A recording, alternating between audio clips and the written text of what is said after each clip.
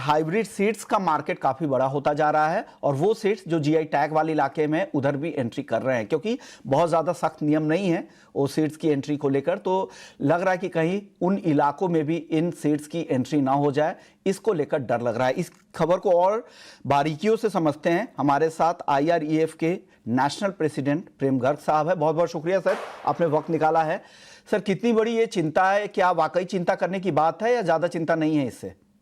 मैं इसके ऊपर थोड़ा सा एक्सप्लेन करना चाहूंगा आपको। इंडियन राइस एक्सपोर्टर फेडरेशन जो IREF है, बासमती की पवित्रता और GI स्टेटस को लेकर गहरी चिंता व्यक्त करती है। और बासमती सिर्फ एक अनाज नहीं बल्कि भारत की धरोहर है और गौरव है, जिसे विश्व भर में इसकी खास खुशबू, पकने की गुणवत्ता और लंबे दाने के लिए जाना जाता है।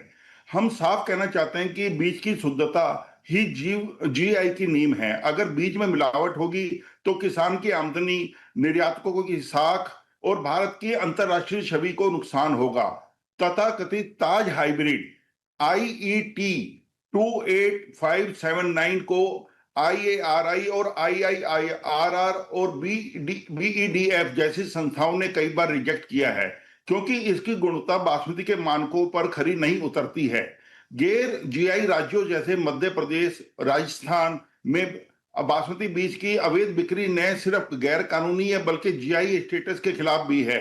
IRF ने सरकार से मांग करता है कि ऐसे अप्रूव या ऐसे इनको अप्रूव ना किया जाए। हाइब्रिड बीज की तुरंत बिक्री रोकी जाए, बीज वितरण पर कड़ा नियंत्रण और निगरानी की जाए, किसानों और निर्यातकों को इस तरह की भ्रामक गतिविधियों से बचाया जाए। बासमती चावल की जो बासमती भारत की राष्ट्रीय शान, किसानों की आजीविका और ग्लोबल ब्रांड वैल्यू का प्रतीक है। IRF इस धरोहर को सुरक्षित रखने और पूरी दुनिया में इसकी साख बनाए रखने के लिए प्रतिबद्ध है। तो हम इसको बिल्कुल वरीड हैं और हम चाहते हैं कि भी ये बिल्कुल भी इसको इंप्लीमेंट ना किया जाए, गवर्नमेंट इसके साथ सख्ती से पेश आए। कि अगर आप उस इलाके में एंट्री करती है जहां पर GI टैग मिला हुआ है तो GI टैग पे खतरा यहां पर आ सकता है। कहा यह जा रहा है कि हैदराबाद की शक्ति सीड्स ने ताज हाइब्रिड नाम से बासमती की वैरायटी पेश की है और इससे भारत के सीड कानून की जो कमजोरियां हैं वो इससे साफ दिख रही है। अप्रूव न होने के बावजूद बासमती बीज बाजार में पहुंच रहे हैं, ये एक बड़ी चिंता है जिसकी चर्चा कर रहे थे प्रेम सर। सर, वैसे अब आउटलुक क्या है सर? बासमती मार्केट में आप आ गए हैं तो प्राइस का भी बता दीजिए, बासमती का प्राइस का क्या हालचाल है और आगे को लेकर आप क्या ट्रेंड देख रहे हैं?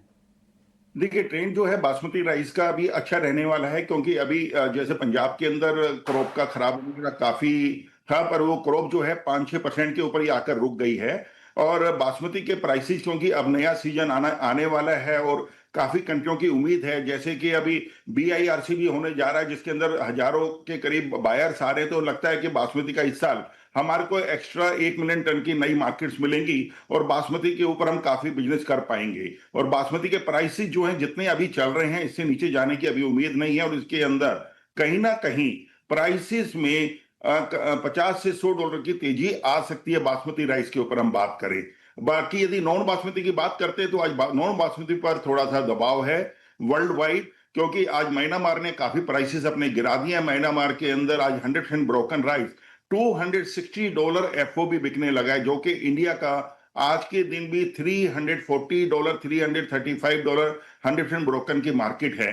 और जैसे दूसरे राइस की बात करें, पार्बोइल्ड राइस, तो पार्बोइल्ड राइस के अंदर आज हम लोग $340 के अंदर 5% ब्रोकन पार्बोइल्ड FOB बेच रहे हैं। और जो कि दूसरी थाईलैंड जो हमारा मेन कंपटीटर है पार्बोइल्ड के अंदर, वो लोग भी आज 360, 355 और इवन 345 तक भी बेचने को तैयार बैठे हुए हैं। तो ये एक बड़ा एक कंपटीशन है, पर मेरे को लगता नहीं है कि हमारे को भारत को डरने की जरूरत है इससे, क्योंकि भारत की तरफ सभी बायर्स का रुख है और बायर्स के जो एक्सपोर्टर्स हैं काफी संपन्न इस मामले में है कि वो अपनी मार्केटिंग कर पा रहे हैं अच्छे से और पूरे अफ्रीका के अंदर और पूरे यूरोपियन या मिडिल ईस्ट के अंदर मैक्सिमम मार्केट को कैप्चर कर रहे हैं। तो मेरे ख्याल से प्राइस यहाँ से $10 से $15 मैक्सिमम और टूट सकते हैं नॉन बासमती में, इसके बाद कहीं टूटने की गुंजाइश नहीं है। और गवर्नमेंट से उम्मीद है कि गवर्नमेंट के पास जैसे एक्सेस क्रॉप है और जैसे एक्सेस स्टॉक्स हैं, तो मेरी गवर्नमेंट के साथ रिक्वेस्ट यही है, इसको जल्दी से जल्दी एक्सपोर्टर्स को देने का कुछ सोल्यूशन किया जाए जिससे एक्सपोर्टर्स को मैक्सिमम कर पाए, क्योंकि अदरवाइज इस गैप को दूसरी कंट्री ने भरा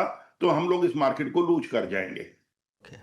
शुक्रिया सर, आपने वक्त निकाला और ये एक अहम मुद्दा था बासमती को लेकर और साथ ही प्राइस को लेकर भी आपने बता दिया। आपको लग रहा है कि बासमती के प्राइसेस में आगे सुधार देखने को मिलेंगे, लेकिन नॉन बासमती के प्राइस कुछ समय अभी आपको लग रहा है कि दबाव में रह सकते हैं। शुक्रिया सर।